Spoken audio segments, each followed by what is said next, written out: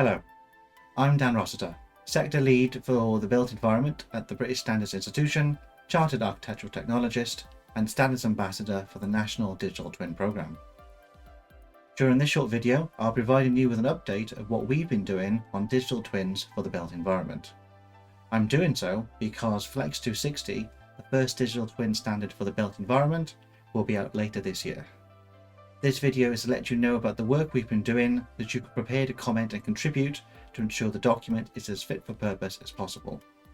I'm also telling you so that you can inform your organisation to ensure that your own digital twin journey is aligned to the work that we are doing and that everyone moves in a cohesive and uniform direction. Through Flex 260, we are taking an important first step on this journey.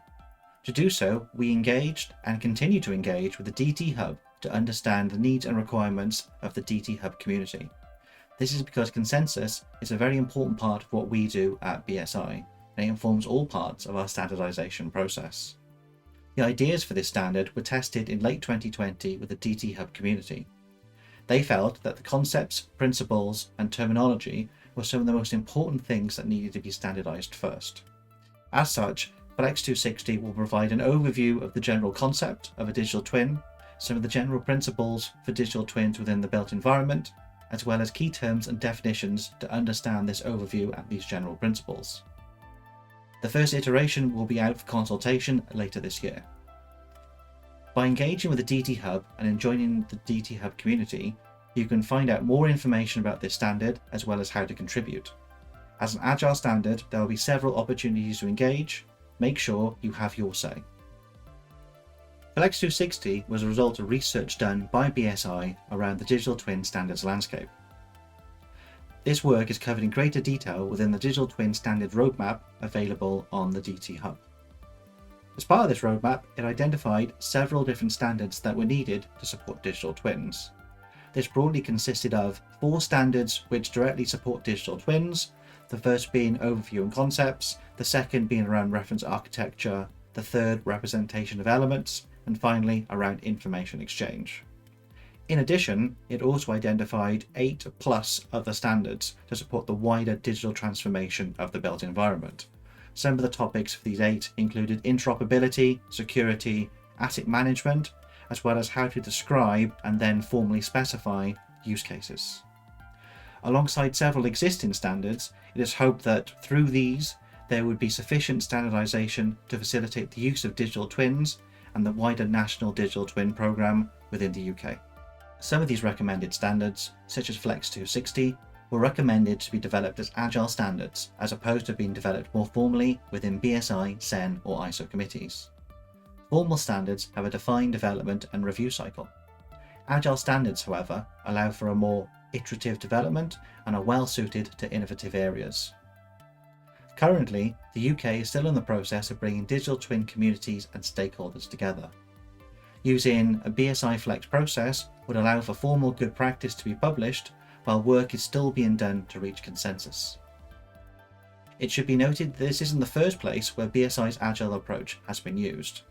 It was used in the same manner to develop Flex 45005 around safe working practices as a response to COVID-19, which, within its first 12 months, was published and iterated twice. As an exciting and innovative area of the built environment, we are pleased to support the release of the white paper on Agile Standards and hope to fully leverage the Agile Standards development process for digital twins within the built environment. To realise what standards were needed, we first needed to review the existing standards landscape. Working with CDBB to develop the keywords to do so, we found over 12,500 standards. After doing a relevancy exercise, we managed to refine this down to just over 2,500 standards, which appeared somewhat relevant to digital twins for the built environment.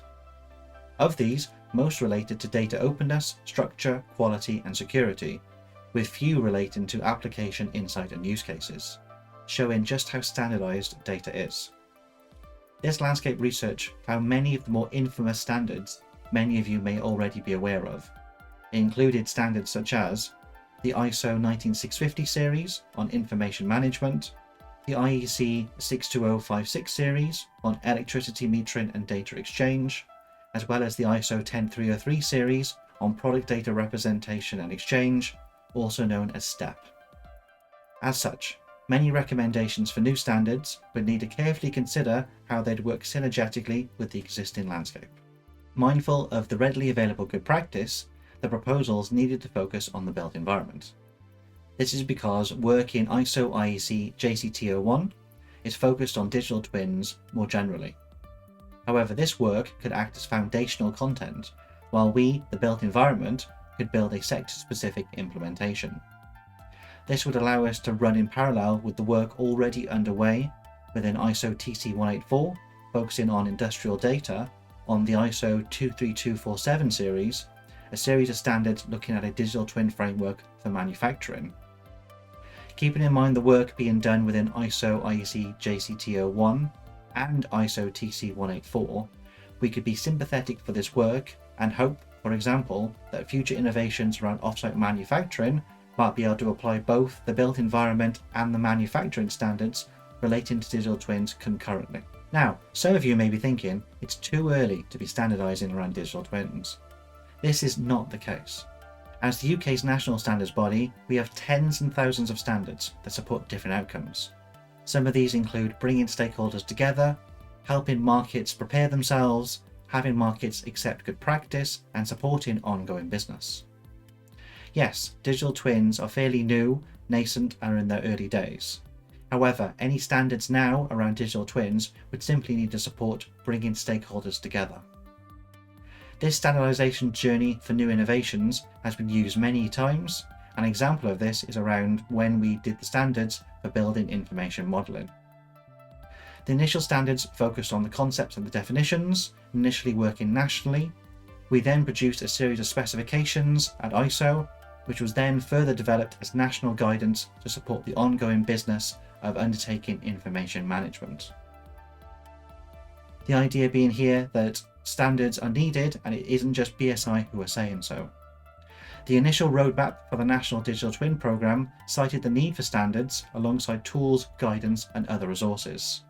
Flex 260 is the first of many standards needed to effectively realise the National Digital Twin Programme. Since May of 2020, BSI, CDBB, and the DT Hub community have engaged in a series of activities. These have steadily been developing and testing what areas need to be standardised to support the National Digital Twin Programme. They started as one-to-one interviews, were developed into thematic areas, and eventually became workshops which covered digital twin definitions, use cases, and potential areas for standardisation.